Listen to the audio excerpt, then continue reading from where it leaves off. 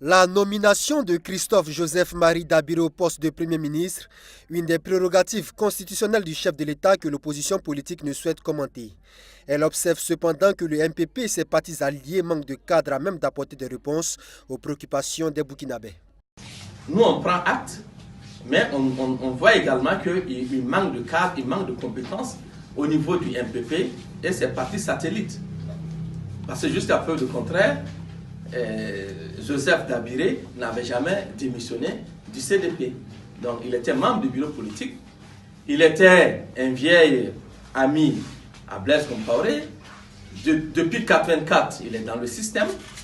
Il a été 2 fois ministre. N'importe qui non plus n'est pas commissaire de l'UOMOA, parce que c'est une institution sous-régionale où il a représenté donc le chef de l'État pendant plus de 10 ans. Il venait juste de prendre sa retraite en 2017. Les gens ont regardé dans le grenier, ils n'ont pas trouvé une autre personne.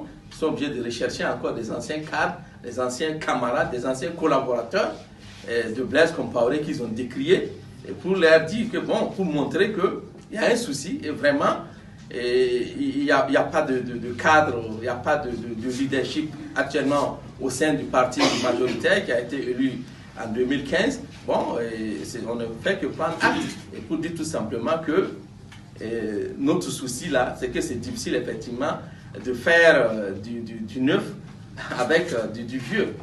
Qu'à cela ne tienne, le CFOP espère un lendemain meilleur pour le Burkina Faso. Le pays est à la croisée des chemins. La nomination d'un nouveau chef d'état-major général des armées pourra-t-elle aider à rétablir la quiétude des populations?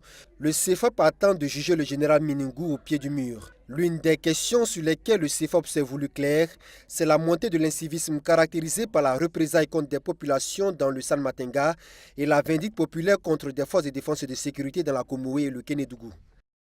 L'incivisme a atteint un sommet jamais égalé, nourri par l'impunité généralisée, le mauvais exemple de l'élite dirigeante et la faiblesse de l'État. Le sang n'aimait plus grand monde dans notre pays. Le Burkina Faso, jadis havre de paix, s'est transformé en destination hautement risquée.